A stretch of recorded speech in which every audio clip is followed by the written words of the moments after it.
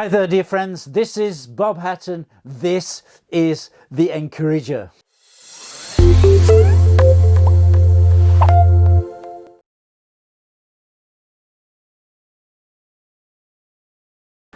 The journey is now coming to an end.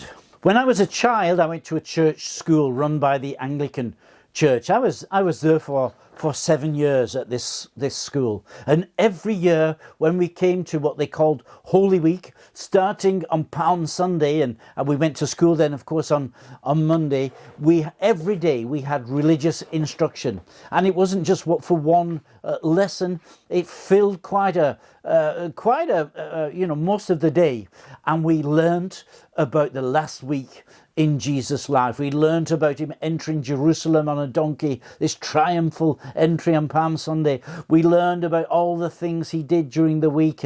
We learned about the Last Supper and about him being arrested in the Garden of Gethsemane, about his trial and conviction before the Sanhedrin and then before Pilate, and of course about his death on the cross.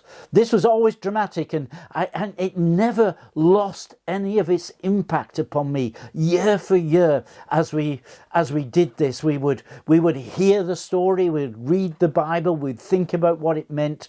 We would have prayers at the morning, and they would emphasize the death of Jesus. And we also sang the hymns that belong to this time of the year that emphasize the death of Christ. And I think every year I was so moved by this story, and every year I always remember hoping that it would have a different ending.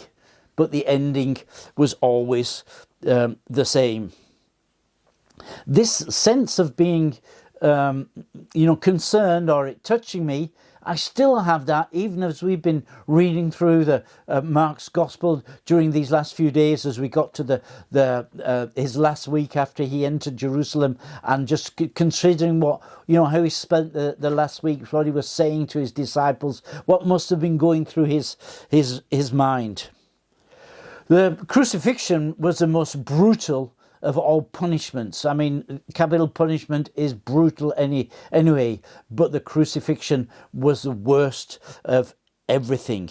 Romans were not allowed to die this death because it was too terrible for them. And later it would even be forbidden in the Roman Empire because they decided it was much too brutal. They would put nails in the wrists, not actually in the hands, but in the wrists of the condemned people, and nails in their feet, and they would hang on the cross. They would try to lift themselves up to get a breath of air, but the pain, because they're touching some nerves here, pain would shoot into their arms and across the chest, and they would leave go and put the weight onto the legs and theirs as well. There are certain nerves that would cause a terrible pain, shoot up into the legs and the thighs, and they would lift themselves out. They needed to lift themselves out to relieve themselves from the pain, but also to get a breath of air. And in the end, they would die of suffocation because they had no strength. The pain was too great, and they couldn't breathe, and they died of suffocation. It was a brutal way to die, and it was a public spectacle, and people would walk across, they would spit at them, they would mock them, and in the last hours of death it would be terrible. But the torture that Jesus went through and other prisoners went through, some of them died, just going through the whipping by the Romans. And if they managed to get to the place of execution, which was a place of the skull in our story, outside the city wall, then they waited hours, maybe in some cases days, of absolute agony, hanging on that cross. Now, besides that, Jesus has been speaking when they arrested him in the garden. He said, this is happening so that the scripture might be fulfilled.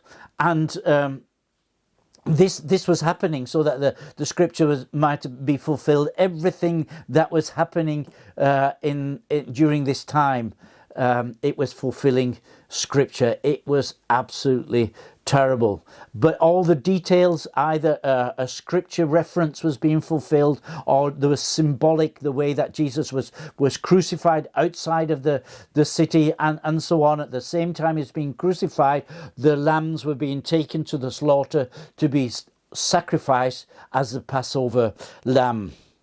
As well as that, the Jewish law had said, "Cursed is he who hangs on the tree." And Jesus was hanging on this wooden cross, and Paul would tell us later in the book of Galatians that he died to redeem us from the curse. He was a true Passover lamb. Different than the other the lambs that were being sacrificed in the temple at that time, Jesus came voluntarily. He stood in our place. And when we just consider this crucifixion, surely what our reaction must be to love him, to want to serve him, and to give our lives to him. Well, thank you very much for listening this morning. God bless you. You're Bob Hatton, your encourager.